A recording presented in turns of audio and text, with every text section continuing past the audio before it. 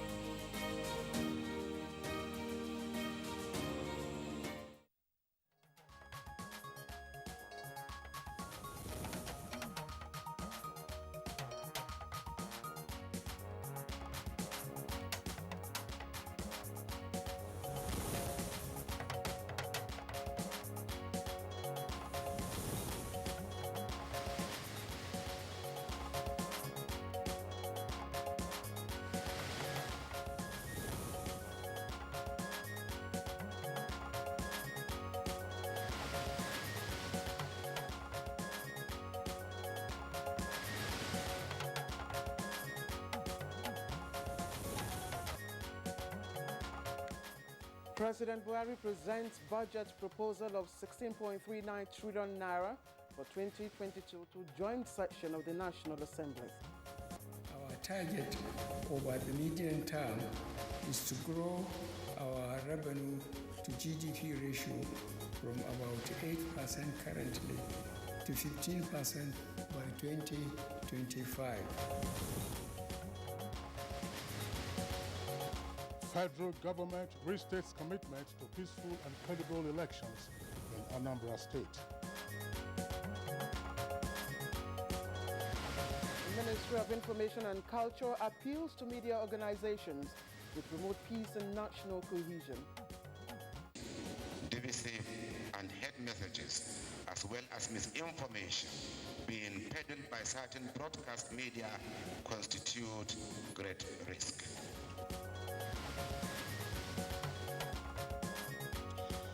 On Good Morning Nigeria today, we shall focus on the federal government's 2022 appropriation bill.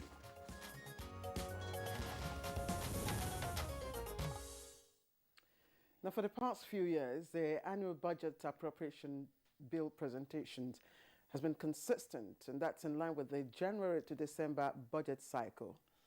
I will recall that the 2021 appropriation bill was presented on the 8th of October last year, which is exactly a year today. Yes, but the shift in the presentation of this year's appropriation bill is that it is gender responsive, perhaps for the first time in the national history of budgeting. Kingsley. President Buhari explained that the gender responsive nature of the 2022 appropriation bill to mean a budget that works for all through equitable distribution of resources across various ministries, departments and agencies, and one that also covers the needs of the vulnerable and presents equal opportunities for all. That's quite a paradigm shift, if you ask me. Now, let's take a quick glance at the budget distribution. We don't have the breakdown yet, but what we do know is that of the 16.39 trillion naira proposal, defense and internal security remain top priority for government. So this could mean that the sector may get the highest allocation again. Well, allocation to security and defense sectors has taken the lion's share of the national budget for some years now. And even though security challenges have been persistent, security experts still advocate the allocation of more financial and manpower resources to the sector. And indeed, Kingsley, the key assumptions of the 2022 appropriation bill are premised on $57 per barrel of oil production capacity of 1.88 million barrels per day, an exchange rate of 410 naira to $1. Now, within the context of current realities, how realistic are these key assumptions? Well, these and other issues, our panel of guests we'll speak to as we focus on the 2022 appropriation bill. And it's on this note I welcome you all to Good Morning Nigeria, wherever you're watching from. And we are transmitting live on the network service of the NTA. I am Claire Adilabu Abdul Razak. And just to also add that the appropriation bill has a recurrent expenditure of 6.83 trillion naira and a capital expenditure of 5.35 trillion naira. But it has a deficit of 6.2 trillion naira, and the federal government has already given notice that it will borrow to fund the deficit. I'm Kingsley Osadolo. I joined my colleague Claire to also welcome you to the program. We're live from our headquarters studios in Abuja, the nation's capital. We shall also, in the course of the program, bring you some of our complementary segments, including business and newspaper review. Here is Dennis Adegboloye straight away with the highlights of the morning news. Good morning, Dennis.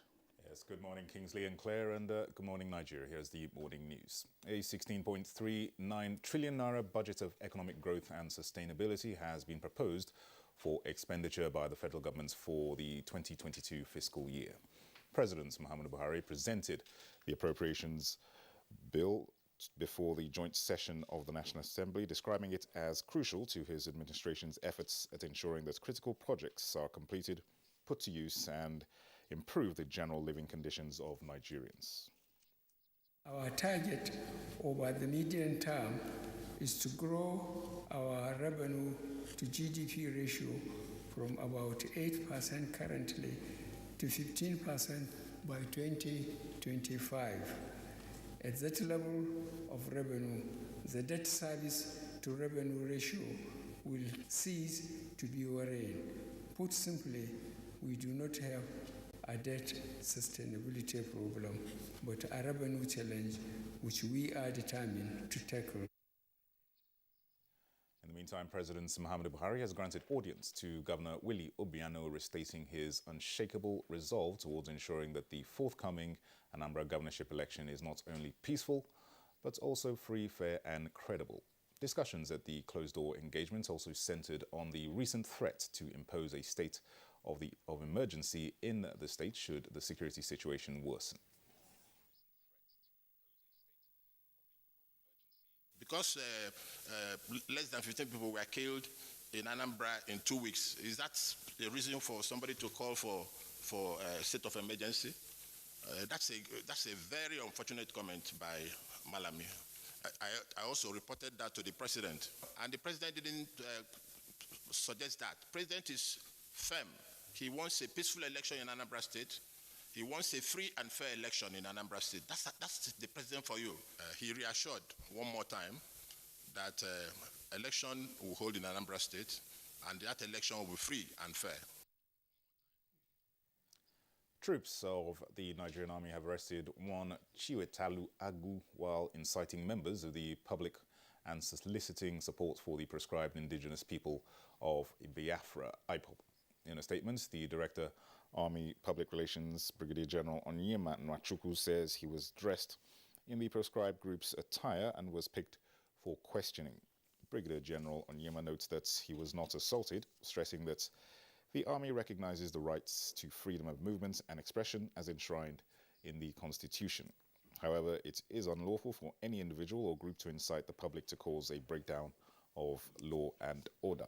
While exercising these rights, conduct must be within the confines of the law, bearing in mind the imperative for peace and national security. Emphasizing that the indigenous people of Biafra remains proscribed, any individual or group seen projecting and advancing the cause or activities of the group is viewed as challenging the constitutionality of the Federal Republic of Nigeria.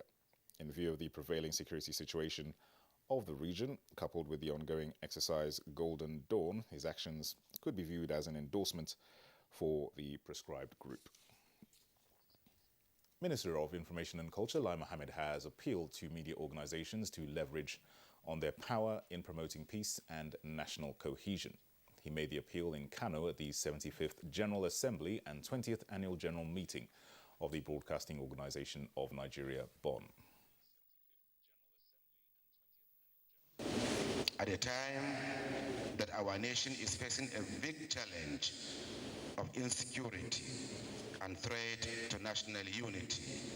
Divisive and hate messages, as well as misinformation being peddled by certain broadcast media constitute great risk.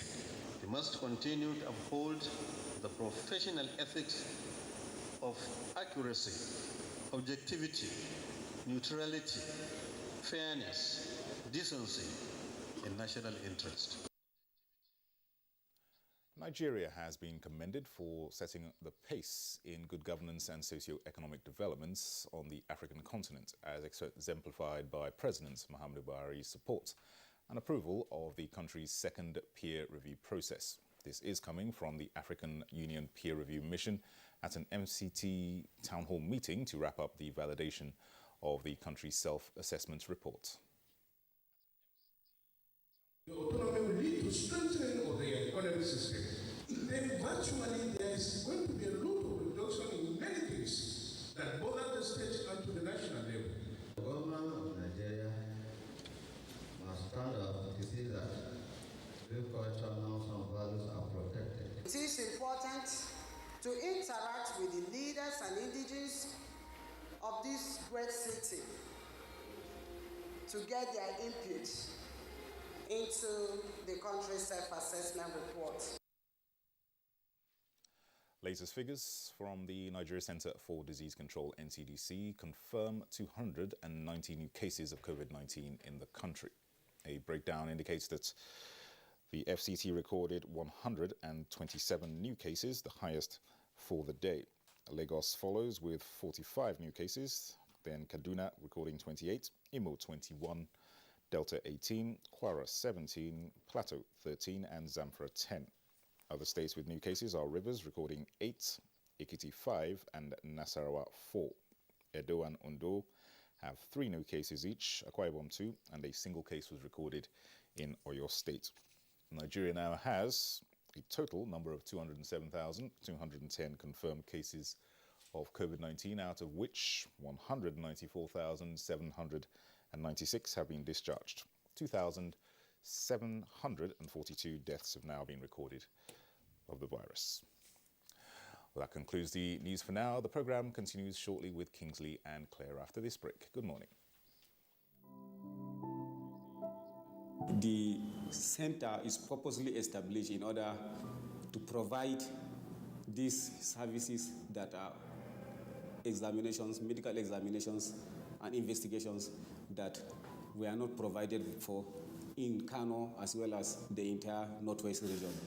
It's equipped with modern technological equipment in terms of radiological services. We have MRI 1.5 Tesla. We have digital X-ray as well as 4D ultrasound equipment. The importance of the center cannot be overemphasized. Just within 1 year, the center attended to thousands and numerous patients as well as medical examinations. NKDC is established in order also to provide these healthcare facilities as a discounted price. This message is from the Federal Ministry of Information and Culture. Dear customer, link your Airtel number to your national identification number today. Here are easy ways you can do it. Dial *121*1# on your Airtel line and follow the prompts on the screen. Type in your 11-digit government-approved NIN number. You will receive a confirmation message to confirm your entry. You can also visit www.airtel.com.ng/NIN to link your phone number to your NIN. If you do not know your NIN, simply dial *346# to get it. No stress, no wahala. Airtel, the smartphone network. Give your kids winning energy. Milo Active Go. With the goodness of malt, milk, and cocoa, helps them make the most of every day. Milo, the energy to go further.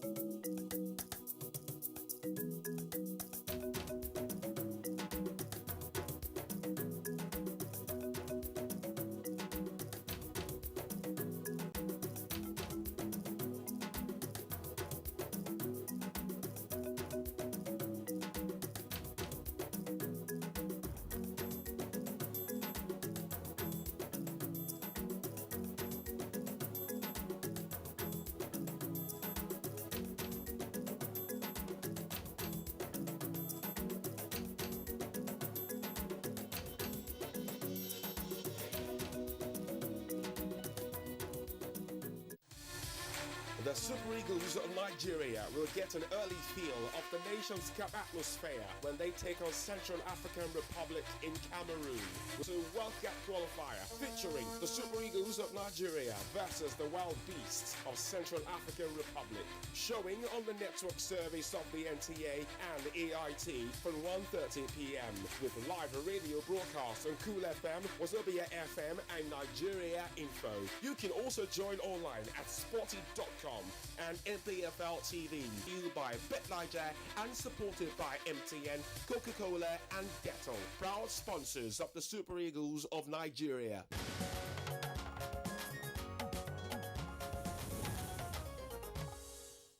All right, you're still watching Good Morning Nigeria, and we are live on the network service of the Nigerian Television Authority. We are going straight ahead with newspaper review and skipping business, and of course focusing later in our conversation segment on the appropriation bill for 2022. Time for newspaper review now.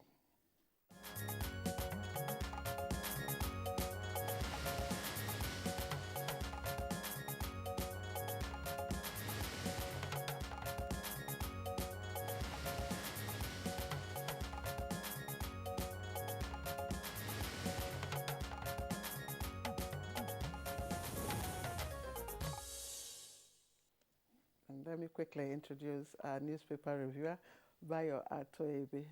Thank you, Claire. Good morning. I'm sure you're wondering why I'm Kingsley. smiling, because we have enough time today to do your review. Yes, provided you allow it. Okay. Well, unfortunately, we don't have a variety of newspapers. I don't know, something is delaying the arrival of the papers. So we have the national economy and also the leadership. So, Claire, leadership has a busier front page, I believe. Indeed, and the lead story on the front page says federal government secretly raises electricity tariff, and the details of that on page 4. Federal government, FG, secretly raises electricity tariff.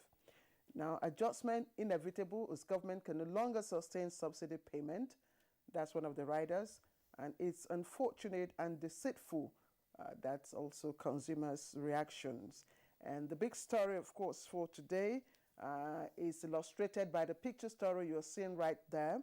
And that's, of course, Mr. President presenting the 2022 draft appropriation bill to the joint session of the National Assembly in Abuja yesterday. And part of that bill says you can borrow to fund 2022 budget, NASTEL's PMB.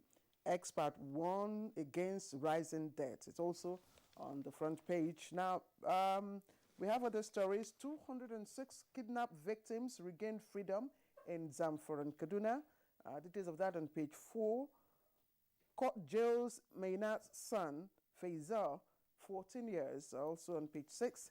And access to malaria vaccine will save 264,000 children annually, according to experts. So that's how we read the leadership front page today, Friday.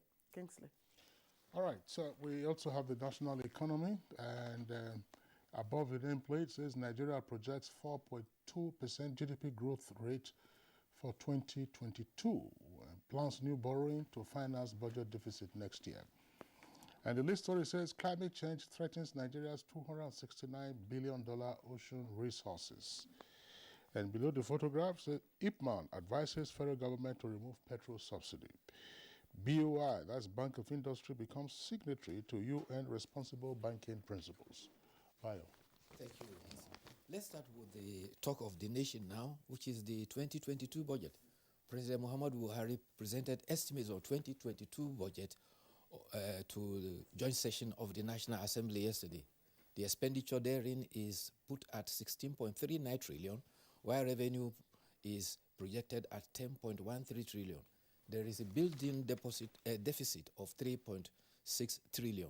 Benchmark for crude production is set at $57, while daily crude production is put at 1.88 million barrels a day.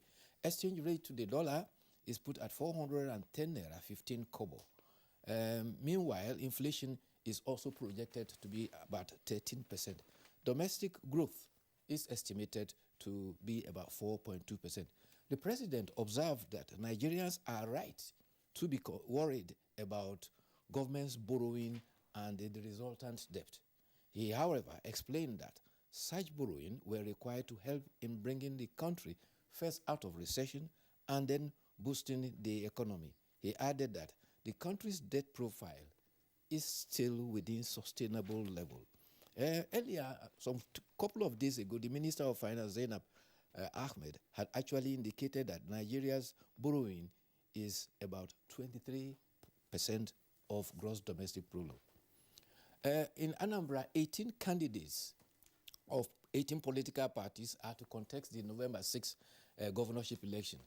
The list was published by Independent National Electoral Commission at Oka yesterday, and it bears the signature of Barrister Festus Okoye, the National Commissioner for INEC Information and Education. This forecloses litigations involving disqualifying, confirming, and conflicting court decisions by even court of concurrent jurisdiction. Some candidates of the major political parties are now confirmed. There are 18 male governorship candidates, but 7 contestants have female deputy co-contestants. The final register of the voters for Anambra State indicate that there are 2,525,471 eligible voters. Copies were distributed to the 18 contesting political parties. Independent National Electoral Commission is determined to conduct a credible election and is therefore to hold an emergency consultative meeting with leaderships of all registered political parties later today. In Anambra, Governor Willie Obiano of Anambra says President Muhammadu Buhari is not in support of emergency rule in Anambra. After a meeting with President Muhammadu Buhari, Governor Obiano says that the president assures him that his interest is in the free, fair, and credible election on November 6 in Anambra. The governor of Anambra faulted the Attorney General of the Federation, saying some states were facing greater insecurity, yet emergency rule had not been declared. He said that Anambra according to him, is the safest state in Nigeria for the 7 years that he has been in charge. He said this unfortunate killing which has happened occurred in 2 weeks, just 2 weeks back, and they are by invaders who are from outside Anambra State. He assured, we are going to deal with them. We are getting equipment and boots on ground. In 2 weeks, everything will be over. There's nothing to contemplate a state of emergency over. There is a scandal brewing up in the University of Benin. A lecturer in the English department has been suspended for rape. The senior lecturer is alleged to have raped a female final year student. The student said that the lecturer allegedly was pleading for forgiveness for regretting his action, which content went viral on the social media. The Punch reports that the alleged crime occurred on October 5th. The 400-level student went to the lecturer's office to submit her final project, where she was allegedly raped and allegedly locked up in the office for several hours. The 400-level student was able to contact a friend who, with Uniben security operative, rescued her. The English lecturer was allegedly arrested and taken to the university administration for questioning. Meanwhile, following the preliminary report, the lecturer has been queried and placed on interdiction. Spokesman for the university, Dr. Benedicta Ehanire, says, considering the gravity and legal issues involved, the matter has been referred to the police for further investigation. The university assures all staff, students, parents, and all stakeholders that the cause of justice will be served. Yeah, that's a good development in terms of the reaction by the school authorities. It isn't just referring the matter. I think he has been handed over to the police, and they will expect that prosecution will follow swiftly so that the cause of justice is served. Sometimes you have to ask yourself the mental state of the perpetrators of these sexual offenses. Yes, precisely. You have precisely my thoughts. I mean, how could you? Exactly. It's a 400-level student enters your office to submit, her project, and all you could do is to, lock her in and I mean. Violate her. I mean, it's let's see. Let's keep track of it. Yes, we will keep track of it and make sure that at least it's another example. It's following the footsteps of, you remember the professor of accountancy who was held accountable in Benin and University of Ife? No, that one was sexual harassment. That's an MBA student. There was a similar case was that of a student or a candidate who was seeking admission at the University of Lagos. Yes. She was a teenager at the time. I'm not quite sure how that story ended. Yes, if you remember that? Yes, the lecturer who was involved was not even a full-time lecturer. He was an auxiliary Yes, he was interdicted. Eventually, I think he's been handed over to the police. And Lagos State has a very strong anti-rape legal system, and he's going through that process. Meanwhile, in Zamfara State... I wonder what happened to the register. You know, a register was supposed to have been opened. Oh, there is a register. Yes. There is a register. I think part of what we need, let the police develop their case file. And this is not an offense simply on the campus. Rape is a state offense. And so Edo State has a new Attorney General. So the state government, through the Office of the Attorney General or the DPP, takes it up swiftly and let the cause of justice be served. I was going to talk about the Zamfara. 187 kidnapped victims have been freed by the Zamfara Police Command. Yes. Sadly, the 52 of them look very emaciated because they were not having food. They were forced to eat grass to survive. One of the victims said 17 other victims of the kidnap had died as a result of starvation.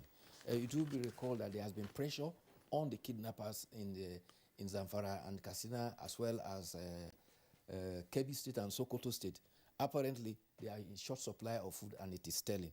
The secretary to the Zamfara State government, Kabiru Balarabis, who received the rescued victims, says government will continue to put pressure on bandits until they finally give up. The commissioner of police also said that it was quite difficult, but they were able to get to the kidnappers then. Nigerian Railway Corporation has reported that some coaches were burned at a railway station. The Kwara State Fire Services said that they had to rush there and for the fire about 5:17 p.m. And of the 15 coaches, only 2 of the coaches were burned. The superintendent in charge of the railway station, Mr. Taiwo, says that hoodlums he described as hem smokers were the cause of the fire. The coaches have been abandoned for several years. They were actually not in use. But you see, Offa is the second urban city in Kwara State.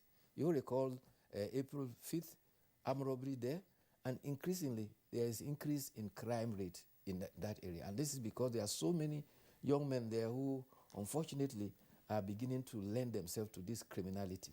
The latest is these Indian home smokers who have said the coaches are ablaze. Unfortunately. Bayo, is that all? I was just, that's all. Ordinarily, you would have, I thought you were going to start your review this morning by telling us about the outcome of the matches that were played yesterday. Well, the football matches. We lost. Oh, yeah. We lost 1-0. And I just... Where did we lose? We lost to Central African I didn't say to whom. Where did we lose? We lost in Lagos. At home? Yes. Tesla Balogun Stadium? Yes. 1-0. Yes. To Central African Republic. The first... And we still have the... see, this is clear. Yeah. This is part of the issue. I don't know how we respond to the performance of our national team. You know, Bayo, we've discussed this on Good Morning Nigeria during the newspaper review segment. If you have a technical advisor or a team manager or a coach who is not delivering results, what do you do with him? Well, you know, Kingsley and Bayo, I think that indeed the boys didn't play their best. They weren't in their best form, you know, because I watched the tail end of the match, even where the only goal was scored. But we take solace in the history of the Super Eagles not doing well at home usually and going out to do well. Well, they are due to play a return leg with the same Central African Republic in a day or two. Let's hope they will do it. But if you had watched the match, the first portion of the match, Nigeria dominated. Without a goal. Dominated without a goal. They dominated without a goal. They were playing purely defensive. When Nigeria came back in the second half, the pressure was still on them. But out of complacency, everybody went forward up to the half line, trying to put pressure and get the goal. And a swift, fast-footed attacker was able to beat 2 of our defenders. Well, we have 6 points, topping the group. Well, that's fine. But you see, the same last night. Yes. If you watch the second semi-final, of the UEFA Nations League. Belgium against France. I don't know whether you watched that match. Belgium were leading 2-0. Fantastic goals from Belgium, one by Carrasco, the other by Romelu Lukaku. 2-0, halftime. The French team came back, and what would you expect? I mean, the guys knew that they were pressed. They were pressured. Karim Benzema reduced the tally. Yes. And then, of course, Mbappe leveled. Yes. And on the death, 98th minute, the French took the match. So what are we saying? Gentlemen, there's pressure on me to end this Before we go, since we're talking about the Super Eagles, they used to be called the Green Eagles. Yes. Nigeria lost one of its finest strikers in the past, Sonny Oyarikwa. Yes. Oyarikwa was a policeman. He played for the police machine. He retired as an assistant commissioner of police. He was, until Thompson Usiye, Nigeria's leading scorer. At the All-Africa Games in Lagos, he was the leading scorer in that tournament. Nigeria won a gold medal in that tournament. Yes. And of course, the team of the Green Eagles at the time was captained by Victor Odua, who used to be captain of Bendel Insurance that won the FA Cup in 1972. I can see the link of the Bendel Insurance. Congratulations. May he so rest in peace. All right, Bayo, thank you. We'll see you on Monday, by God's grace. You're watching Good Morning Nigeria live on the network service, and we always appreciate you with us. And don't also forget that our conversation today is on the 2022 budget that has been presented to the joint session of the National Assembly. Let's take a break now. When we come back, we'll commence our conversation.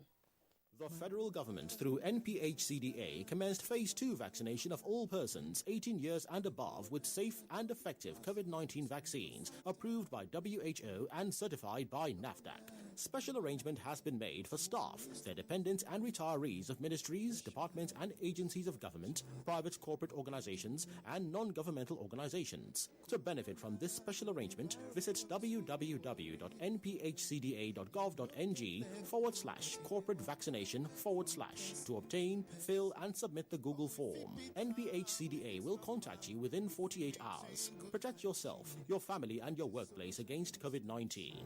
COVID-19 vaccines are free, safe and effective. For further inquiries, call 0700-220-1122 or send a mail to covid19.vaccination@nphcda.gov.ng. This message is from the National Primary Healthcare Development Agency.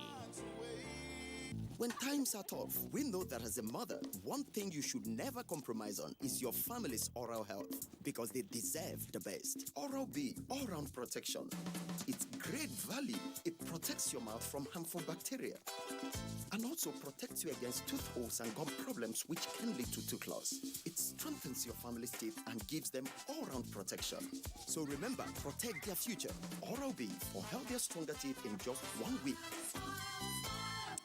Enjoy faster connectivity and amazing discounts in the Airtel HBB seasonal offer. Get a MiFi for 9,999 Naira plus up to 55 GB data, or a router for 19,999 Naira plus up to 160 GB data.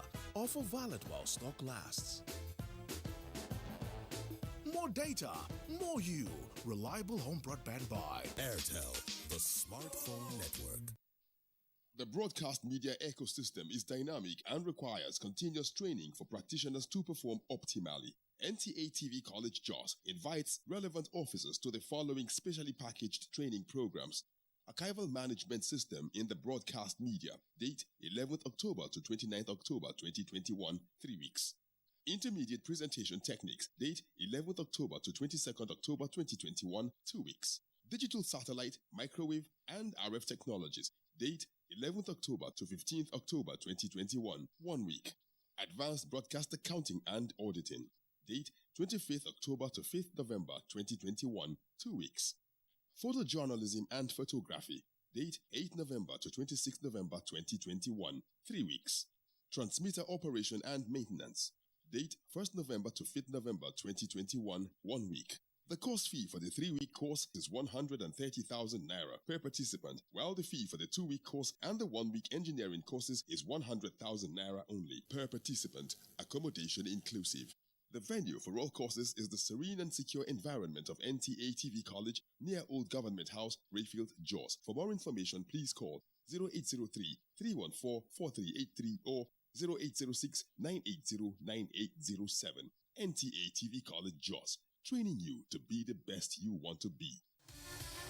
The Super Eagles of Nigeria will get an early feel of the Nations Cup atmosphere when they take on Central African Republic in Cameroon. Will they come away with maximum points? Find out this Sunday in the return leg of the FIFA 2022 World Cup qualifier featuring the Super Eagles of Nigeria versus the Wild Beasts of Central African Republic. Showing on the network service of the NTA and AIT from 1:30 p.m. with live radio broadcast on Cool FM, Wazobia FM and Nigeria Info. You can also join online at sporty.com and NPFL TV. The FIFA World Cup qualifiers are proudly brought to you by BetNiger and supported by MTN, Coca-Cola and Dettol, proud sponsors of the Super Eagles of Nigeria.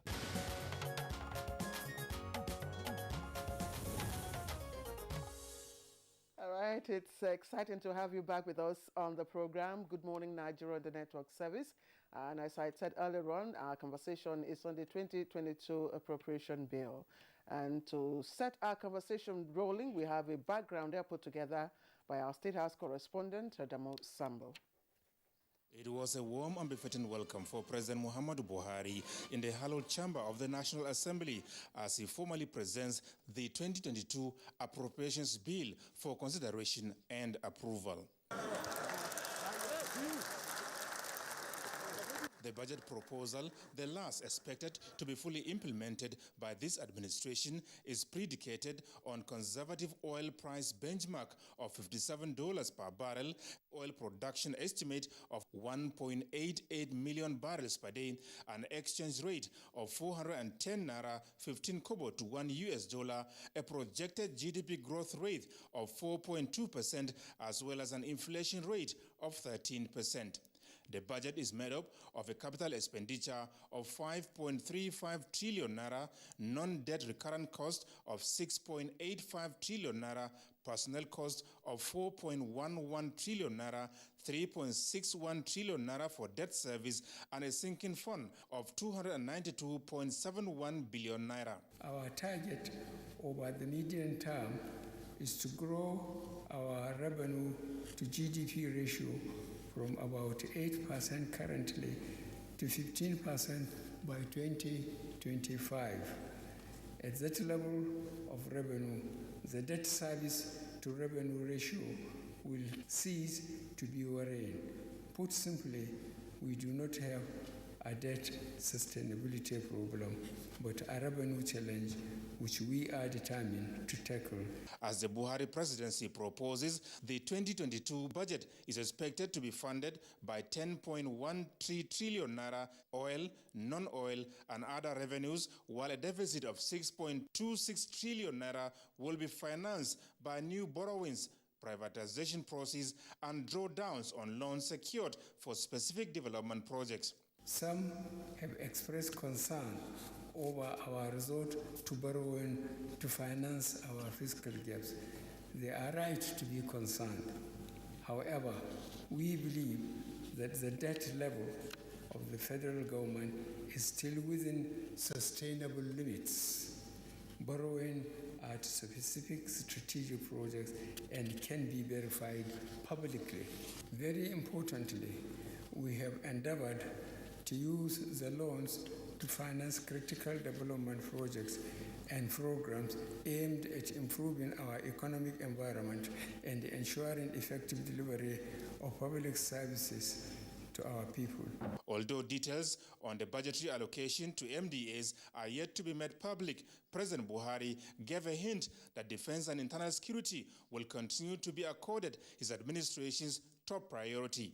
We remain firmly committed to the security of life, property, and investment nationwide. We will continue to ensure that our gallant men and women in the armed forces, police, and paramilitary units are properly equipped and well motivated. The 2022 budget is also the first in our history where MDAs were clearly advised on gender responsive budgeting. These are part of critical steps in our efforts to distribute resources fairly and reach vulnerable groups in our society. President Buhari used the opportunity to appreciate the immense patriotic and collaborative support of the National Assembly to the government efforts at delivering socio-economic development and democracy dividends to Nigerians. I wish to assure you of the strong commitment of the executive to strengthen the relationship with the National Assembly. Nigeria is currently emerging from a very difficult economic challenge. We must continue to cooperate and ensure that our actions are aimed at accelerating the pace of economic recovery so that we can achieve economic prosperity and deliver on our promises to Nigerian people. The president once again thanked the lawmakers for the passage of the Petroleum Industry Act and hoped that the implementation of the new law will boost confidence in the nation's economy and attract substantial investments in the sector.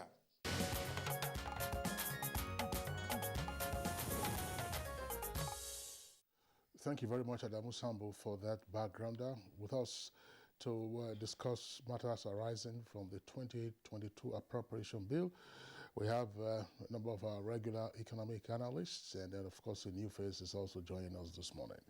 Professor Kenife, economic policy analyst, delight to have you on Good Morning Nigeria again.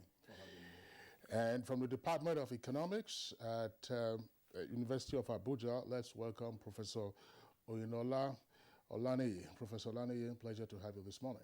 Good morning, and thank you for having me. And let's also welcome to us in our studio a familiar face, Niyi Akinshijo, who is a financial and investment analyst. Mr. Akinshijo, thank you for joining us on the program. Thanks for having me. It's a privilege. Good morning, Nigerians. All right. All right. So, gentlemen, once again, we welcome you to the program. Basic assumptions around the 2022 appropriation bill are fairly well known, and some of the highlights we've read and some of the highlights we've also listened to in our background. But what exactly is unique about the 2022 appropriation bill? First, Professor Kenife. Now, what is unique about it is you can, despite the two major existential challenges that we faced last year, one is security, is an existential challenge. Then the COVID is a matter of life and death. But despite all of that, I can see Nigeria coming out of the woods from this budget relative to all the other budgets of this administration. I can see light in the end of the tunnel, and I can see on a pound-to-pound, naira-to-naira comparison of this budget and the current one, how we are emerging. If you look at the fundamentals you just mentioned, $40 this year, $57 next year, 1.6 million barrels a day this year, 1.88 million barrels a day. The exchange rate is neither here nor there, but it's 379, it's 410, and then inflation figures trending down, though not stiff enough. And then when you look at certain characteristics of our parameters, financial ratios, there is an improvement. You could see that we are likely to end up with under 40, 30-something percent, 36% or so revenue, debt service to government revenue, as opposed to 46.8 projected in this year. And then the revenue increment, which is over 2 trillion, coming from our PIA, is comfort. It's real comfort. And there are many others we will unravel, quite a few other things that are good signs. And that actually says that the administration might finish off really stronger than it started. All right. I'm told that our guest in our Kaduna studio is ready with us. So let's quickly bring him in. Professor Yushao Ango, Professor of Finance and Entrepreneurship and Dean School of Postgraduate Studies in Kaduna State University. Always a pleasure to have you join us. Let me also stay with you since we have introduced you and also get your own perspective about the 2020 budget that has been presented to the National Assembly. What for you are the, what excites you about this budget? Yes, good morning. Thank you very much for having me. I believe the budget clearly is a progression from the previous budgets that have been presented by this administration. What excites me particularly was the reference made by the President to the fact that the administration survived 2 recessions, and the recessions were, we came out of it because we had to spend money, and in spending those monies, we had to borrow to spend, because for you to come out of recession, there must be a lot of economic activity taking place in the country. Now that has happened, and the concern I have of the budget is the fact that when you look at the tax to revenue, sorry, the expected tax to revenue targets or to GDP, we have shot a little bit out of the Economic Act that was enacted for that purpose. But having said that, I think we are on course, obviously. I think there are issues that, or some recommendations that we may have as we go along in the course of the discussion. But by and large, until we see the details of the specific allocations to MDAs, I think we are on the right course, especially considering, like the props said, the exchange rate, the expected daily exploration of oil at 1.88 as against last year's targets, and the expected GDP growth of 4.2%, which is encouraging. And given what happened in the second quarter, we're waiting for the result of third quarter, I think it's achievable. Having come out of COVID, I think sincerely we are on course. But then there are some ends that need to be sharpened so that we don't make some essential targets, and we correct and reduce some possible negative consequences that may arise, that may affect it. Otherwise, I feel it's an encouraging presentation, and we look forward to the details so that we can now say for sure what it will be. Another thing which is interesting is the gender-based approach, which is for the first time being considered, for MDAs and all that. I think, again, that is another innovation, and I hope it's sustained so that whatever we do, we take cognizance of the diversity and ensure inclusion in whatever we do in various aspects of the economy. All right, thanks a lot, Professor Yushao Ango. Back to the Abuja studios, Nia Kinsiju. Let's have your take on what you consider unique about the appropriation bill. Well, thank you very much for the opportunity.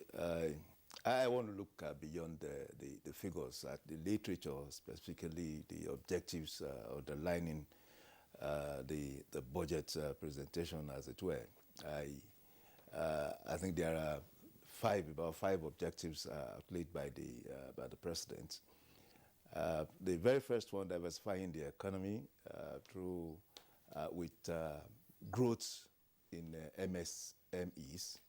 I think it principally talks to our historical aspiration, and of course, that aspiration had actually turned out to be a challenge over time. And I think precisely focusing on the MSMEs to drive diversification is an appropriate objective, and we can only wish and hope that that is realized. Everybody who's a good analyst would always submit that the MSMEs are the the power drivers of the economy, as it were. Reducing poverty, that had also been an historical aspiration, had been a major reality of the economy, as it were. And of course, by reducing poverty, it also talks to growth in the economy. We also have reducing diversity. I mean, reducing, I think, 1, 2, 3, reducing regional disparities in terms of economy and social positioning. That also talks to the differences, in the capacity of different the capacity of subnationals, and we are hoping that that could also close up. This talks in a way to the VAT argument. For me, it talks to different sentiments that have been issues. That have become issues in the public space over which of the subnationals, would be advantaged, which would be disadvantaged, as it were. And of course, closing up these disparities over time will reduce those sentiments as public talks, or public debates in the space. And I also appreciate the fact that there's a linkage of the proposal to the development plan, 2021 to 2025 development plan. We have heard about it. The president said the details of the development plan will be made public. I am looking forward, to those details. We had always been a nation driven by development plans from the immediate post-independent era. And of course, even before the independent year, we had the 1956, 58 development plan, as it were. And of course, by 86, we had abandoned that, and we more or less reverted to a situational budgeting process where we look at a 12-month cycle. But I think reverting to the 5-year cycle in the medium term, and I think there's also a long-term development plan that goes to from 25 to 50. It's what that tells us is that we are looking at long-term, medium to long-term planning, which avail us capacity to plan, and of course to project as appropriate. So looking at the literature, I think the budget is focused. But of course, we also know the perennial challenges of the Nigerian budget, as it were, as related to revenue and all that. I think going forward, we should be able to dimension some of these thoughts. Some of these positions in the budget. All right, thank you, Mr. Akinsheju. Let's put you on hold for the moment and bring in Professor Oyinlola Olaniyi, who is an economic professor, Department of University of Abuja.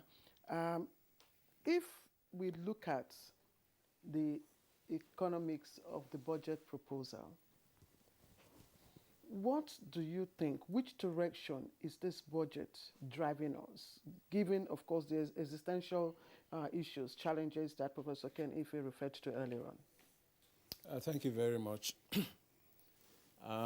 Well, first, let us look at the realism of those projections. Given the performance of the economy the last two quarters, I will agree that the benchmark is realistic because crude oil has been going for like 60, 68, so 57 is realistic, coming up from 40 of last year. Also, the quantity that we need, we are talking about, because you need both the quantity and the price to get. That's also realistic, given what has happened in the immediate past. Now, this show that there is prospect of higher revenue for the economy in 2022. And that should normally suggest that we should be more we should be more careful with the issue of exchange rate. Whereas there is greater prospect of increase in revenue, we are planning. We are going into a planned devaluation. That is, we had 375 as the exchange rate projected for last year, and we are having 410. That is projected devaluation. And I don't think we should be doing that. Yes, there's a disparity between the official and we should work at maintaining what we had, because the prospect is better. You know, when we were having those two challenges, the COVID, we needed to spend more money, and also we were coming out of that, led us into a recession, and we needed to spend more money. It's leveling up. It's leveling up. So the urgency, the unexpected expenditure is going to reduce. As a result, we need to begin to either try to sustain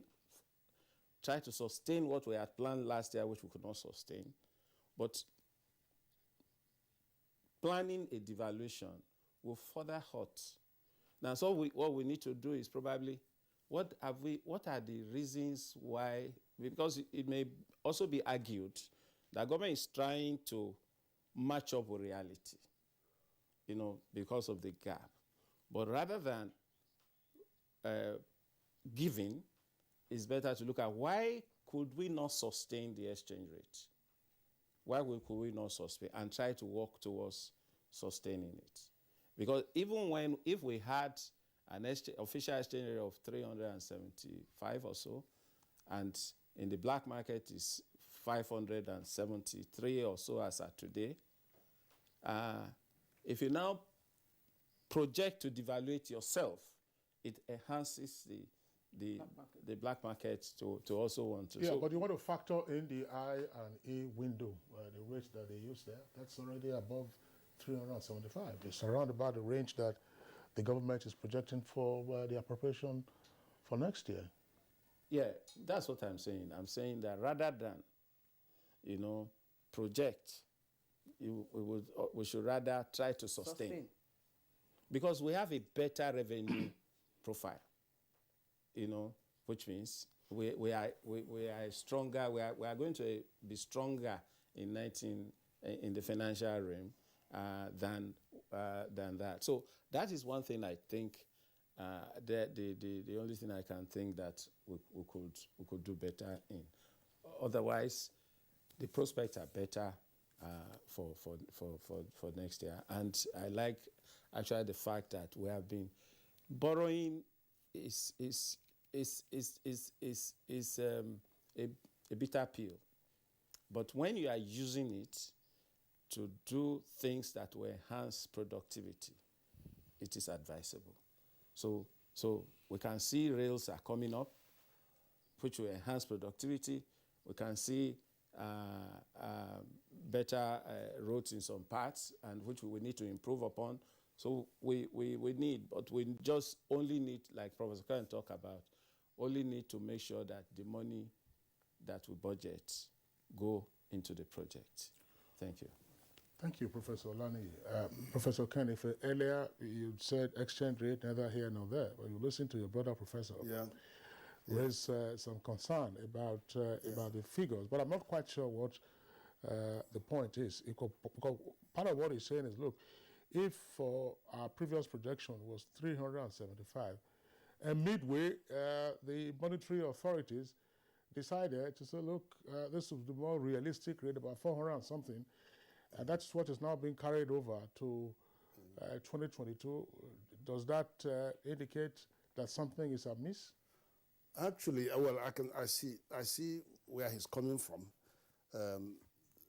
but the challenge is that when we have managed float currency, because there's a wide disparity between the demand for the currency and the supply available. So because of that wide disparity, we have to manage it.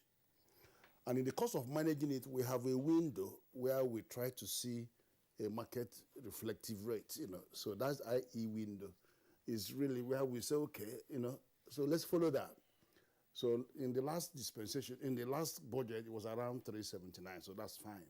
And now it's shifted to 410. It hovers around 410, 412. And if you want to push that down, you're going to have to subsidize. And I'm not very sure we are strong enough to subsidize. You're going to pour billions and billions of dollars to push down that rate. And you are going to be working against market force because you already have a huge gap between the 410 and the actual 570 in the black market. So how far can you go in the parallel market? How far can you go in burning our reserves to be able to push that down? So that's the concern that I have there. But I have something that is of remarkable interest to me in this budget. If you look at the first recession, in 2016, the first recession 2016, what drove us into recession was oil, the dominance of oil revenue over non-oil. So it put us into recession. And it was when the accretion came, when it increased, that's when we came out of. So it was the same oil that played in and out. Now, in this last one, last year, COVID. Oil also played us in, and then non-oil played us out of it. And that is very remarkable because when you compare the expected revenue last year and this year, there is an increase. But when you disaggregate it, you will find that the oil component is 3.16 trillion. The non-oil is 2.13 trillion.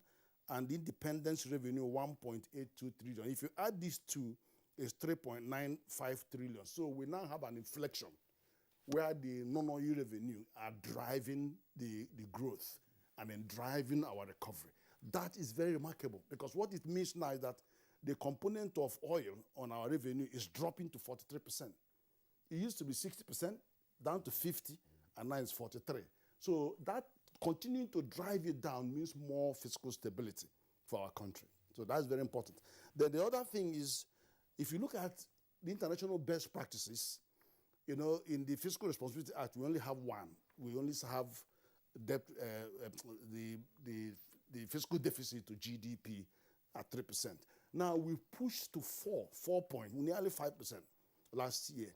This year is projected to come down to about 3.3%, which is good because we are now actually close to what the law says, even though it's being amended and improved to 4. But it's a better sign of health. Then you have the personnel cost. According to ECOWAS macroeconomic convergence criteria, the personnel cost should not be more than 35%. Now we are 41%, which is coming down. Even though we've paid everybody's salary and benefits, and there's one good thing about the administration, they have paid salaries. They have maintained debt service. So it is actually coming down slightly. Then you look at another one, capital expenditure. This is about the highest that we are having, actually, 33%. So, and that bodes well for employment and public works. So you can now see that more resources are coming to capital budget. And the commitment from what we see from the president's speech, they are going to meet all the capital expenditure projection for this year. Okay, so that's very important. And finally, let me get out of this. Finally, the debt service is projected now at 36%. This year, it was 46.8%. Last year, 2 years ago, I'm not really sure. Last year, it was like we ended up at about 83%, So it's coming down, it's improving. Okay, so my question to you now will be, everybody seemed to have commended the budget comparatively, with what we had last year. You have expressed optimism that it seems it will take us out of the woods. But let's do some assumptions. The existential challenges that you referred to, COVID-19 is still there. Insecurity is still there. It's not abating. It's, even though we are trying to, cut the ends, we are also having other emerging, health challenges. Cholera is hitting, yes. And you cannot predict the global stability or the dynamics of the global oil prices. What if something happens? Will it threaten the budget estimates for next year? Inevitably, things happen. Tomorrow, you can have another variant of COVID that sends everybody into a lockdown. There's no question about that. But the fact is this, we have to be realistic. You know why I say we have to be realistic? This is a nation that is at war in all the 6 geopolitical zones.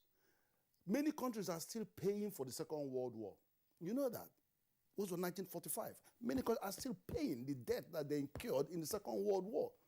We haven't gone to borrow $100 billion because we are fighting wars. And they are asymmetric warfare, for a start. Asymmetric. We haven't said, okay, look at all countries. One question we should really ask is this. Why are the development finance institutions eager to give money to Nigeria? If we think it's all so bad, why are they throwing money to Nigeria? There are $9 trillion sovereign funds looking for where to invest. And Nigeria happens to be one of the ones that they want to give their money to. Because the fundamentals that they look at when they go to the computer and say, can I lend to this country? Well, they have never defaulted. They are a resource-rich country. There are so many things that they will say, give, give, give. But that many countries are not in that position to receive money right now because the COVID has decimated their financial capability. So we need to bear all that in mind. So we haven't imposed an extraordinary tax called war tax to help us get out of this. We are still managing.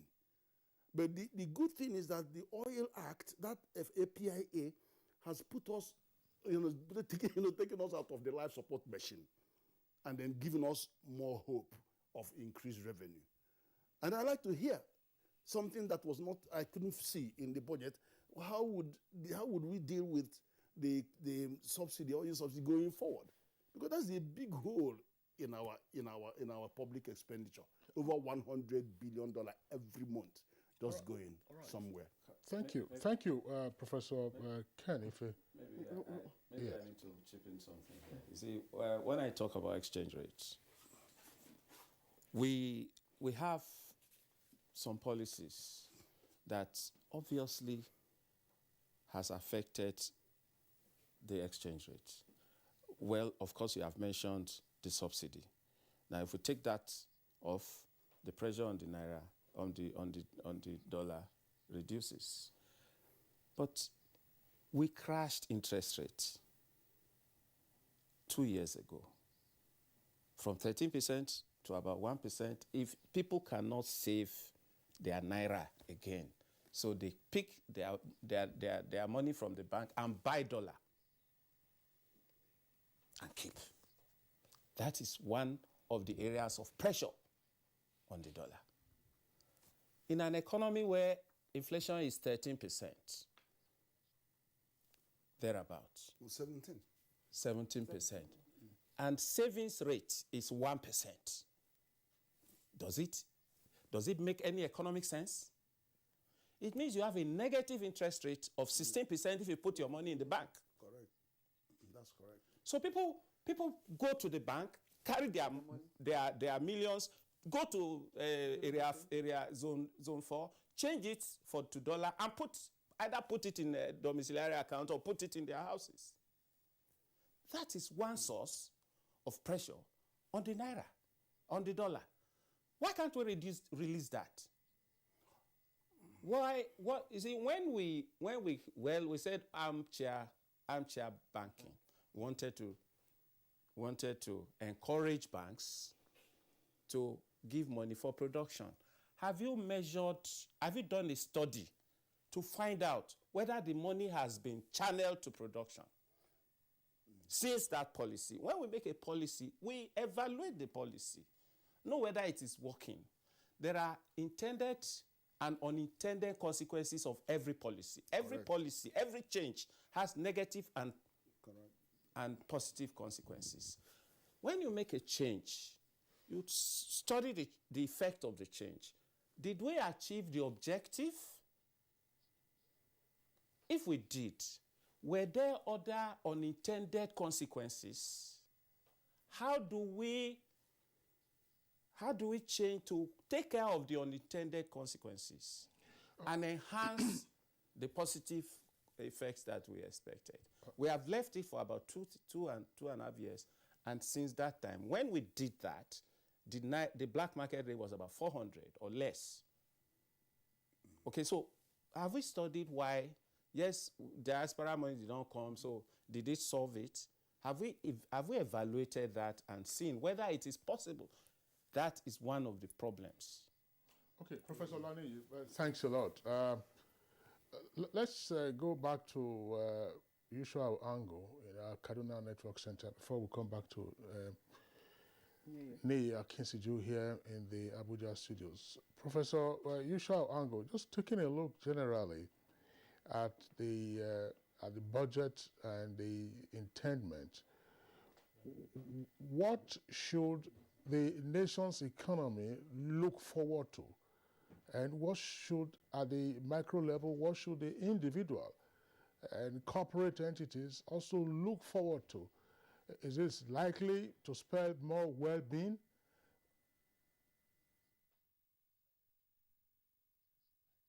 The budget is a budget of economic growth and sustainability.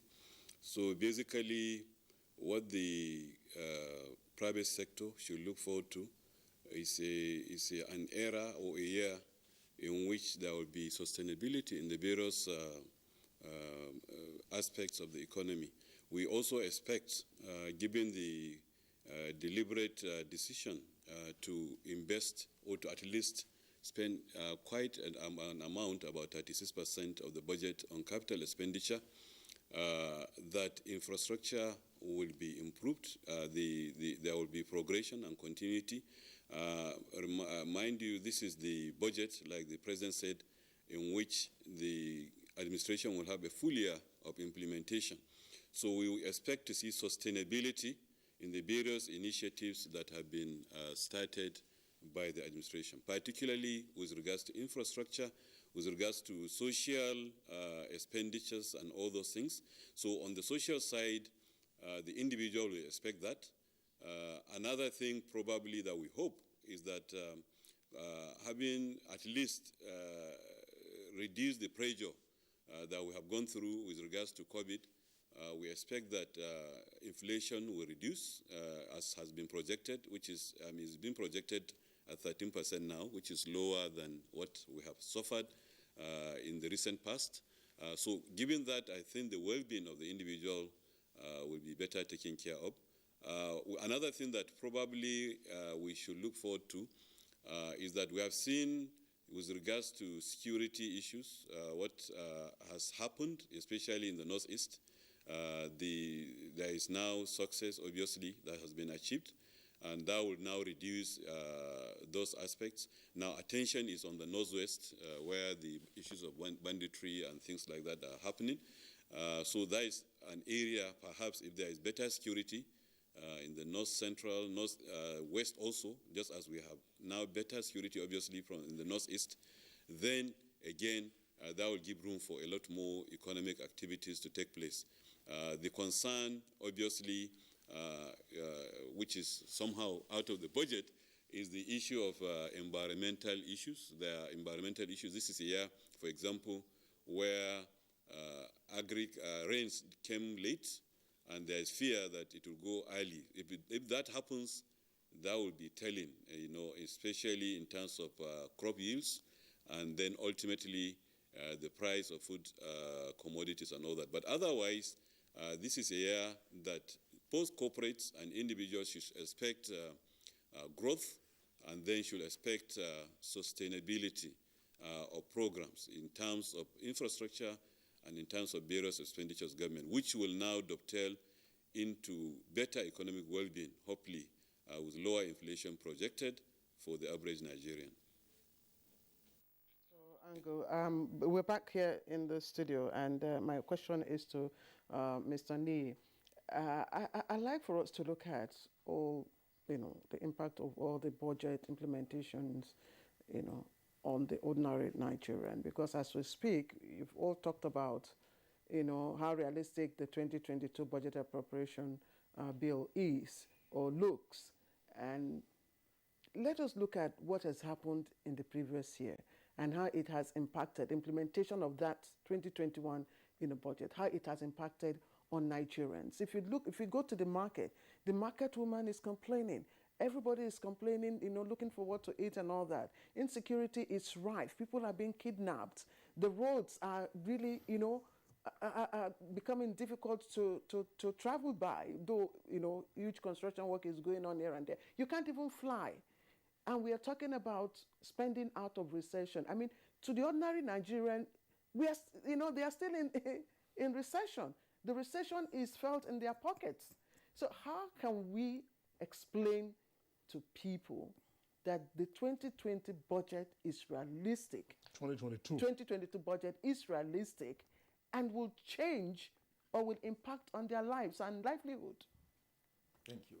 In good conscience, I think we must acknowledge the president, in his presentation, talking about being, 2021 being a difficult year. So I think there's an aggregation of that position in the president's own mind. And to that extent, it's the fact that there's a need to address, that's the difficulty. And we can extend it beyond 2020, 2021 to 2015. Getting into recession in 2016, for instance, was a climax of what had been happening since 2014.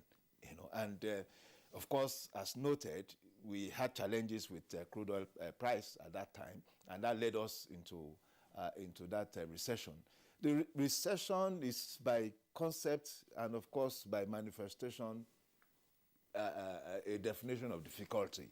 So when it gets there, it now depends on how creative the government, in place would deploy policies to exit us. The policy used at that time was to spend us out of, spend more money and create activities within the economy and, of course, grow the economy. If you are growing the economy, it's also relative. If you grow the economy by 0.23%, you are growing. If you grow by 2%, you are growing. But, of course, it will not impact the larger lines of population at the same time. So it's going to take some time, And again, it will also depend on the emphasis of outcome by the administration. For instance, this talk of by Prof Olani, specifically on real negative returns, on savings. I think the emphasis by government, was to, by the monetary authority at that time, was to emphasize production and productivity, so that banks are not, savers, investors are not encouraged to save money. Rather than save, they are encouraged, to invest in production. And that in investing in production, you not only create more quantum of production or product lines, you are also creating employment in that regard. And this is an economy that requires a lot of employment opportunities or employment creations, job creations, as it were.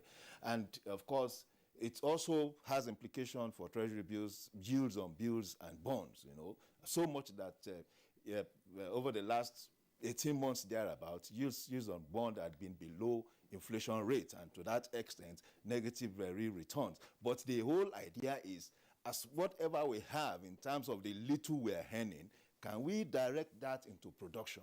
And for me, that has been an historical thing, an historical challenge for Nigeria. It's about what are we producing? To what extent are we backwardly, integrating with raw materials here to produce, And can we reduce importation in a way that we would also, activate a lot of economic activities in the country? And that's why I'm hooking up, I'm also appreciating the number one objective of the 2022 projected, appropriation bill, to encourage or to incentivize MSMEs, to grow. So when we look at the difficult situation, I am also thinking that already there is a perceptible reduction in the indicators of mystery, inflation rate, for instance. We have moved in the last 5 months from 18.7 to 17.1. It is projected by 2022 that will go down to 13%.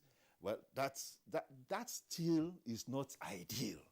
The target for the administration and for the CBN that I know is a band between 6% and 9%.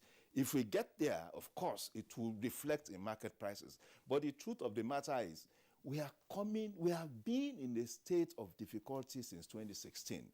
And as we were trying to stabilize in 2019, 2020 came with COVID pandemic with grievous, implication for health and, of course, by extension for the economy. So the important thing is to keep hope alive by looking at those figures and its applications. We have had years, where we have talked about capital expenditure so much that we only have less than 50% performance in capital expenditure.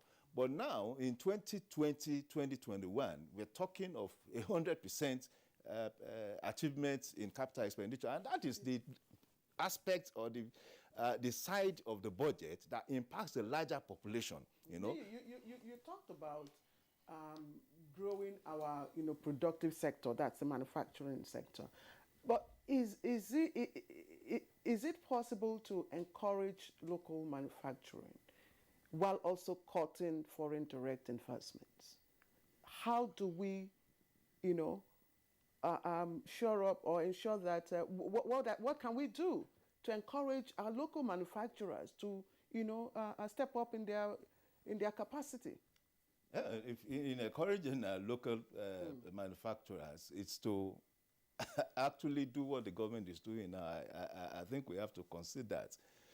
Deliver on infrastructure. What had been the major limitations for local production? It's that the average barber, the average manufacturer of soap and all that cannot even access power, for instance. When in moving small goods from one point to the other, there's difficulty of movement. There's high cost that will have to be, that will have to be implied in the movement of goods and raw materials and all that. So it is obvious that our major challenge has been what I call the bolts are not infrastructure, roads, bridges, and the likes, and of course power and all that. These have major implication, for productivity. But again, can we achieve it at a goal? We are supposed this year now to be investing $100 billion on providing infrastructure for Nigeria. But do we have it? We don't have it. So it has to be prioritized. And of course, it has to be graduated. I am also believing that the president's commitment to PPP, private-public partnership, will also go a long way in filling this void, this gap, as it were. Nee, thank you very much. Back to Professor Kanife. Professor Kanife, well, you're optimistic about the goals of the 2022 appropriation bill. Tell us what you think the common man, as the saying goes, should look forward to with 2022 on the horizon. Well, if you notice how quickly we came out of recession in just one quarter, it was because of concerted fiscal and monetary policy intervention. So that had the CBN put 3.5 trillion on the table, 1 trillion for the manufacturing sector, and then you saw economic sustainability plan with 2.3 trillion, and they all went for both the supply side and the demand side of our balance sheet. And then that is for the GDP. They were focusing on both the consumption side and the output side of the GDP. So that was why while we were getting more capacity, productivity, we were giving, not even that the people can actually afford to buy those products. So in that way, we quickly got out of it. It was deliberate. But there was a cost. The cost is that we had to borrow. If you don't have the money, if you want to make investment, you have to look at your pocket. What do you have? We don't have it. So we just had to borrow. But of course, part of the success story was that we had pension fund that we could borrow from. And then we also had 2022 Act that said we should create a trust fund for the unclaimed dividends and all of that, and we'll borrow against those. So we're beginning to, and then we have infrastructure company now from 1 trillion going to 15 trillion. We will now use Naira to deal with our infrastructure, and then that means government is more likely to reduce borrowing with this company steaming ahead. But the fact is that that activity stopped many more people from going into bankruptcy, stopped many more people from being unemployed, and bred life into the common man. And that's why we get out of that recession. And then we are now on a growth pedestal. And the thing is that the budget now is consolidating that growth. And thanks for I will never cease to talk about what the PIA means to us. Apart from the fact that the PIA hasn't sorted out this whole hemorrhage on our forex by this what's going on in petroleum importation and all the subsidy, but at least we can now see that we are going to get more money from this oil industry. We're not getting it. We're getting it. Professor Ken, it is that money that you're going to use to fight. Professor Ken, if money from oil doesn't come overnight, you know this. Investment decisions are not made overnight. Now you have created the legal environment for investors to come in, and they're going to take their time and say, okay, this is what we're going to invest in the next 5 years, in another 10 years. It is good that we have taken that monkey off our back that had been there for 20 years or more. In fact, some persons would argue that since we had the Petroleum Act in 1969, nothing else had changed significantly. But money is not going to come from the oil investment overnight. Prof. Well, I hear you. I hear you. Let me tell you, the moment that was passed, Inland Revenue said we can now expect our revenue to be more than 10 trillion. We're no longer talking about 5 trillion. And we have actually seen extra 2 trillion enter into the revenue equation from 8.8 trillion last year, 8.5 to 10 points. So there's a gap of 2-something trillion coming in. So you don't have to wait for investment for that to come. It's inefficiencies. We are now projected. It's minus the VAT war. No, wait a minute. The VAT will be collected. The issue is who is collecting it and who is getting part of the collection fee. Yes. I don't think the VAT is going to go away. But the thing is that you can actually see that the misalignments are beginning to correct and more revenue are coming to the state. And it's not disappearing. There are still some disappearing, and we're saying what we're going to do about those. The fact is this: there is less risk of that vaporizing away because the projections on the oil price are real. If you look at the American Energy Information Agency, they projected. They're even saying that there are even more people saying that $100 is going to be the price by the end of the year. So there are positive signs that revenue will continue to increase. The production volume is also increasing, but so there are positive signs on that side.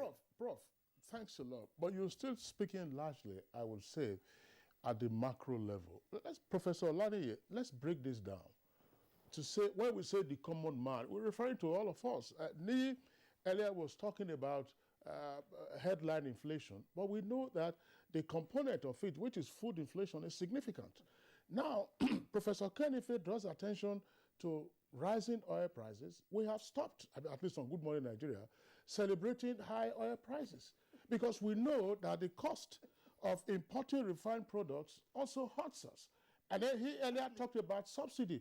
How do you deal with the subsidy? Again, that's a hot potato.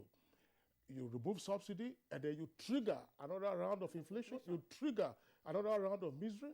So how do we deal with this? We know that, I mean, it's economics. You always say on the one hand and then on the other hand.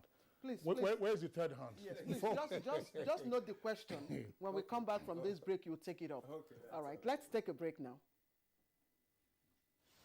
From north to south and east to west, life in Nigeria has become unbearable. The country is faced with what seems to be endless waves of homegrown security threats and violence. If you sleep now, sleep with one eye closed, one eye open. We don't have enough boots on the ground. There's a need for us to scale up recruitment. A society gets the kind of police that it pays for. If I can give an estimate, I can say that in a week we used to treat not less than five gunshots. Before, we known Owerri as a cool place. Now, Owerri is too hot. There's a need to hear us and to look at our grievances and to consider them on their merits. I'm the Chief Resident Engineer and Project Supervisor of the Second Niger Bridge Project. The Second Niger Bridge Project is a project that has been conceived for a very long time, but it has finally come to life during this present administration. This project has a lot of socio-economic benefits, and it has impacted positively on the lives of the host communities, both in Anambra State and Delta State. The people are very happy. The host communities, they partnered with us because apart from the social benefits, indigenes are also employed on this project. We can see how their lives are being improved. This message is from the Federal Ministry of Information and Culture. Give your kids winning energy. Milo Active Go. With the goodness of malt, milk, and cocoa, helps them make the most of every day. Milo, the energy to go further.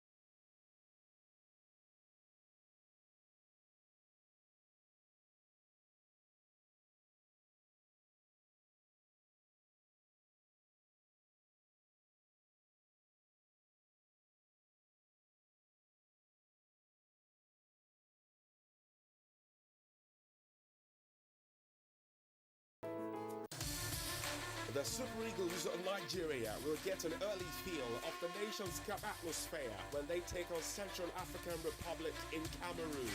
We're to World Cup qualifier featuring the Super Eagles of Nigeria versus the Wild Beasts of Central African Republic. Showing on the network service of the NTA and AIT from 1:30 p.m. with live radio broadcasts on Cool FM, Wazobia FM and Nigeria Info. You can also join online at sporty.com and NPFL TV. The FIFA World Cup qualifiers are proudly brought to you by BetNiger and supported by MTN, Coca-Cola and Dettol, proud sponsors of the Super Eagles of Nigeria.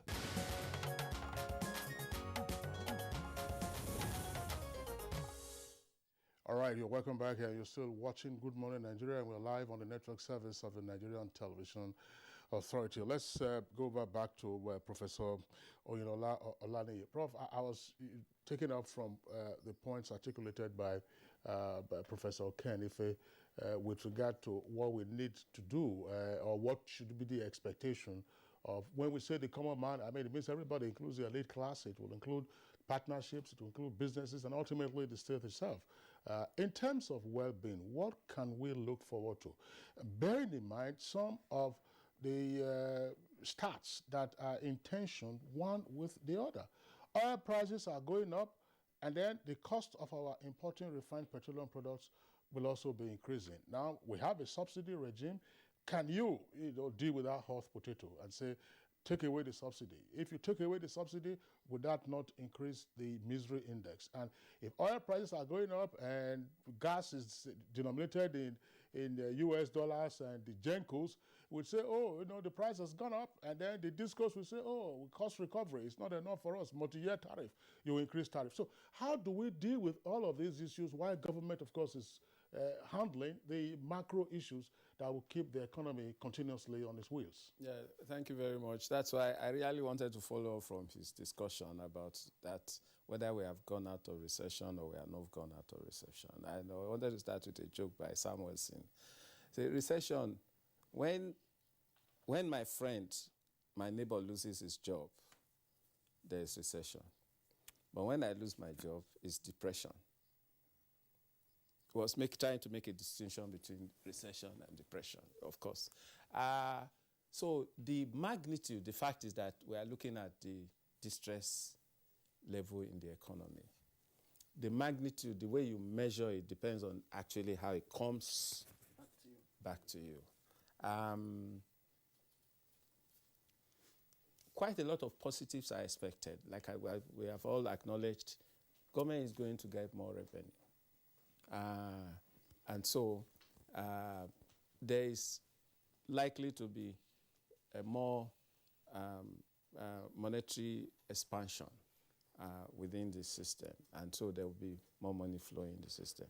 But the cost implications, like I said, about, and we are expecting really, as growth projection around the world increase, the price of crude oil will increase. And of course, we'll be able to cushion up our reserves, which may eventually have its effect on the pressure on the dollar in the economy. So we may be able. So that's actually where we were talking about, instead of sustaining what we have, trying to go down. But the effect of these things, prices will go up if we have a planned deregulation. You expect a further the projection about lowering interest rates and planning deregulation. They are at cross purposes. I mean, lowering inflation and planning a further deregulation are at cross purposes, because how much of what we eat and what we produce do we produce in the country? We have, this is an economy where we have about between 60 and 70% import content, what we use. If all of us, except now that we are sowing these kind of things, before we'll have one suit that will, if we look at what You're still wearing one. So if you look at us, if you wake up in the morning and you look at yourself, was manufactured somewhere. Sold in Nigeria. Sold in Nigeria. You know. So if you look at yourself, you see most of the things that are on you and you eat and all that come from abroad. So that's why we have to be careful about how we manage and how we administer the exchange rates. That goes back to everybody. Now, if we are increasing costs of everything, and the other time Prof said we have managed not to tax people. There are unseen tax. In economics, it's not only when people bring money that is tax. We have inflationary tax. If you check your income in the last 3 years, you are earning 30% of what you used to earn. You earn the same naira, but what you can buy is just about 30% of what you could buy like 3 or 4 or 5 years. I mean, like precisely when the dollar was less than 200, okay, and now. So there are people have been taxed. People have been, the belt is almost breaking. Yes, you know. So we just hope that there will be some relief in some of these areas to cushion up as more money gets into the coffers of government. Government will also balance, you know, what it has been taken from, try to improve the income of workers or of people, and trying to douse the pressure on inflation, okay, by taking positive action. Yes, market, but market cannot do justice if it is not superintended by an institution that is trying to be fair. Thank you. All right, thank you, Prof. Okay, let's bring in Professor Ango, who is joining us from our Kaduna studio. Prof, I'd like you to speak on the issue of borrowing to fund the 6-point-something trillion naira deficit.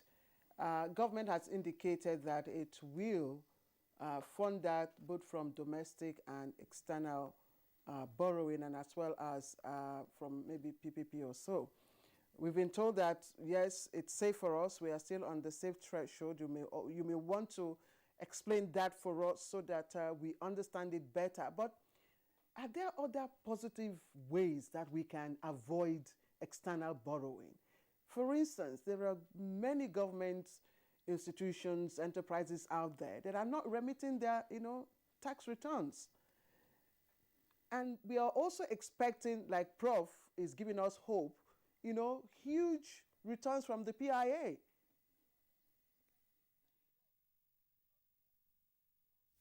So you have really virtually answered the question. There are ways. Last year or so, the government-owned enterprises remitted about 400 billion or so, which they were not remitting before. If you remember, when JAM registrar returned some billions of naira at one point, JAM was not even an enterprise per se, but when they returned some money, it was news. It was a news item. That means basically there are government-owned enterprises that are sitting on a lot of money, that are spending those monies, that are not remitting those monies effectively. So if we are able to, and I believe the National Assembly said they are going to put an eye on those things, we can actually reduce that substantially by making or by looking inward. Another way, obviously, is that while it does not make much sense to increase tax rate or things like that, given the economic circumstances of the country, obviously there is need to widen the net. There are, every year, it's encouraging since this government came in, that every year you hear that customs, they are beating their previous target. The Federal Revenue Service is beating their previous target on collection and all that. But that is encouraging. That is good. But then what are we missing? What are the funds that are not being caught? What are the taxes that are not being caught in the tax net, if you look at it? So basically, like the President said, our problem sincerely is a revenue problem. We have a huge population. We have an economy that is challenged. Yes, there are policies that have been put in place that are reversing our dependence on oil, but we depend on oil now for foreign exchange. We depend on oil for a lot of 3.17 trillion is expected as from tax, from oil-related things. Now, we need to widen the net. We need to ensure that whatever is recoverable is recoverable. We also now need to ensure that those government-owned enterprises that are generating revenue are only using what is reasonable, and they are being monitored so that whatever is excess is actually returned to the central corpus of the government so that they can be utilized.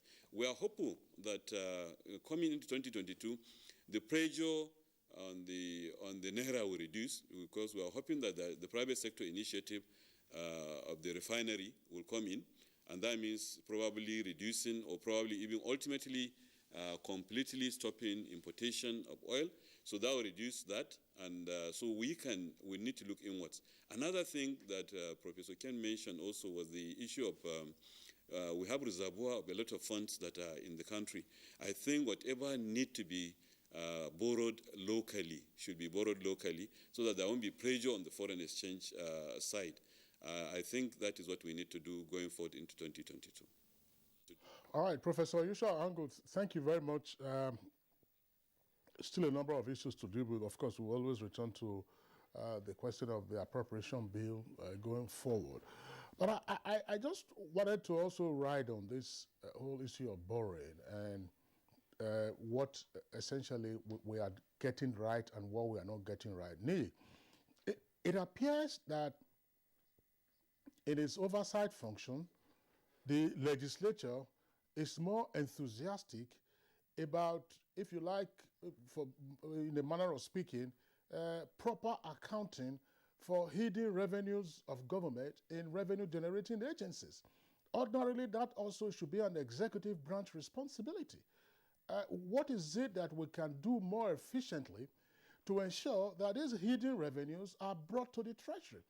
Because part of the reason is that we keep hearing that, our challenge is revenue and so on and so forth, and yet a number of agencies are generating revenue. And is it also not a challenge that it's the commissions, if you like, the returns that some of these revenue agencies get, those commissions would appear to be, in our current circumstance, extravagant, if not scandalous?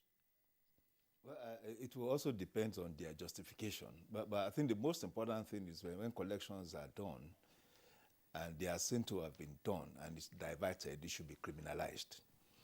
And it's not just criminalized by documentation. We should see government go after agencies of government-owned agencies that are not properly accounting, for their revenue. I think more than that, there's this general belief that once you run a government-owned enterprise, it's that's your own piece of action. And that whatever comes from there, it's at the usage is at your discretion. And I think it's wrong. To a large extent, I am seeing a reform, in that regard too, especially in the 2022 appropriation bill, as it were, with the capturing of both expenditure and, of course, income and revenue sides of the government-owned, 64 government-owned enterprises. But I think there is a need to have a more activist approach, to monitoring and, of course, auditing what they are doing. Yes, I agree. It should not just be about legislative oversight alone. I want to see more clear audit reports, especially from the Auditor General's office. And it should be a direct engagement between the Auditor General's office and the Accountant General's office. Because if we are talking about revenues, organically earned revenue are better, than, of course, what we have been resorting to, of course, again, because of exigencies. Well, the only other matter is, are we likely to also earn so much to fill the gap that we need to fill at this point in time? Despite what we may earn from the enterprises, from the government-owned enterprises, are they enough? Will they be enough, to fill the gap that we need to fill? I still believe that still securing some debts would still be necessary. Nia, thank you. Prof. Ken, my last question to you, your closing thoughts. What in your economic, lenses do you see might be a barrier to implementation of the budget? No, it's the extent to which we can mobilize these revenues, which is really what you're talking about. You see, there is more activism from the Senate on revenue generation. I've been to their hearing on the revision of Fiscal Responsibility Act 2007, and you could see the venom. They are all out. In fact, there was over 200 Schedule 2 MDAs. They say everybody should go in. So you're talking about all MDAs now open to make a return. And then you've also seen in the Finance Act, the last Finance Act, where they are capping spend to revenue, 50%. So you're not allowed to spend more than 60% of your revenue. So you've got that coming. You've also got the normal requirement of the FRA 2007 is that you should pay 80% of your operating surplus to the Consolidated Revenue Fund. And many are not doing that. And they're supposed to be doing it every quarter. And then what you now see, the aggression now is, all right, if you're not doing it, we are coming straight for your money at source and take 25%. And that's happening. So there's so much going out now. They are out for, and in fact, even the most impactful is enforcement was the lacuna in the FRA 2007. They've now taken the enforcement is at the level of the officer, you're going to jail. You are going to pay either 500,000 or 1 million plus 6 months sentence or both. That is, and then it's no longer saying, oh, you hide under your ministry or your NDA to, no. It goes for you as an individual. And then it classifies certain blended. You know, if you look at the act, it says, this is the condition under which you can borrow. That it has to be for capital expenditure or for human resource development. And you have to show us as a concessionary loan over a long period. And then it turns around to the financial institutions, they say, if you lend beyond these terms, it is unlawful. It says it is unlawful. And then it comes and says many to officers, it's an offense. If you do that, it's an offense.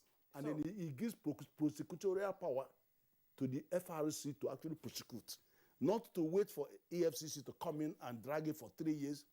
The whole terrain is changed. It's because of the aggression of the Senate subcommittee on finance. So we're moving into uncharted territories now, and more money are coming. Okay. All right, Professor Ken Ife, economic policy analyst, would like to appreciate you sincerely for your thoughts on this conversation. Professor Oyinola Olani, Economic Department, University of Abuja, also we do appreciate your contribution, sir. Thank you. Let me also appreciate our friend and our brother, Niyi Akinshijo. He's a financial and investment analyst. We always appreciate you on our program. Professor Yushao Ango, Professor of Finance and Entrepreneurship, Dean, School of Postgraduate Studies, Kaduna State University. Thank you very much, Prof, for joining us from Kaduna. It's my pleasure. Thank you very much. All right. And Nigeria Super Eagles suffered a big blow to Central African Republic in March the 3, 2022 FIFA World Cup qualifiers. And sprinter Blyson Okagbare faces 3 fresh doping charges. Let's join our sports desk for details of these and more.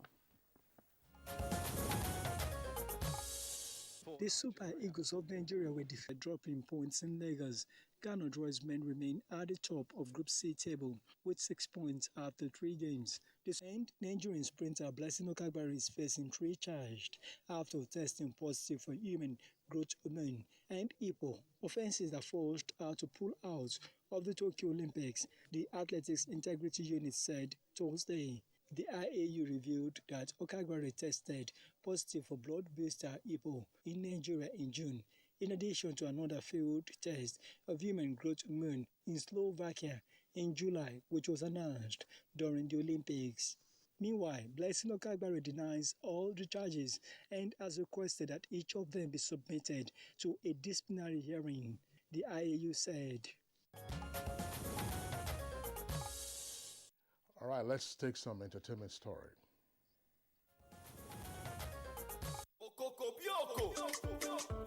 I was in the newsroom looking into the highs and lows of the Nigerian entertainment industry as Nigeria marks 61 years of independence. When this middle-aged man dressed in white and green crashed into the News 24 newsroom, he put up quite an act. Oh my! At first sight, I thought he was a traditional medicine practitioner as he advanced towards a number of my colleagues seated in the newsroom, until this exchange took place. What's your name? I'm Joseph. Oh no, your name is not Joseph, because African person wasted the answer. You miss rodeo, you miss rodeo. one name. Okay, at this point, my curiosity got the better of me as I proceeded to have a conversation with him. And it turned out that he loves to sing and has interesting views on Nigeria's music industry today. We've been seeing somebody like Sonny Ade. We've been seeing somebody like Victor Olaya. We've been seeing somebody like Victor Wifo, Fela Anukulako Kuti, and all the rest. These are the people that have been projecting the integrity of Nigerian entertainment affairs. Our young people are doing wonderfully well all over the world globally. The problem and the issue I have with them is vulgar content, which is non-African, because we are people of culture, we are people of heritage of a particular aspect of life, so we should respect that. And while Nigeria has been celebrating the many international awards won by some of her music arts, it turns out that he does not see what we are celebrating. Why not us come home and do our own African Music Award, where we could showcase high life, where we could showcase Akbala music, where we should showcase Bangolo music, where we should showcase a lot of aspects of African music and Nigerian music. But what they did was what we can say belittling us in terms of entertainment. What is Grammy to compare to what is? Why can't us make our own Grammy here? Just like what is happening in the big whatever Nigeria. But these are a way to waste our resources, our energy. He also had a message for Generation Y, Z, and Alpha. Go back to their rural areas and tap some knowledge, some wisdom about how African culture used to be. It's never too late. African culture is yet untapped. And if we tap it, let me tell you, it can even pay all the whole bills, all the whole debt we have in Africa. Because one sheep of African grass is enough to pay African debt. And his name is Ajimiri Oswagu Amechefu, a Pan-African musician who also claims to be multilingual. We may be hearing more from this interesting personality as I intend to invite him over some other time. But for now, it's time to go. Kemini Williams with E-News. All right, so that's it on Good Morning Nigeria for today and indeed for the week. We hope you enjoy your weekend. Good Morning Nigeria is back on Monday at 7 in the morning. I'm Kingsley Osadomo. All right, and I am Claire Chiko Dinaka Samira Dilabu Abdurazak. Don't forget to join us in the fight against rape and rapists. And from all of us here in the studio, have a great weekend.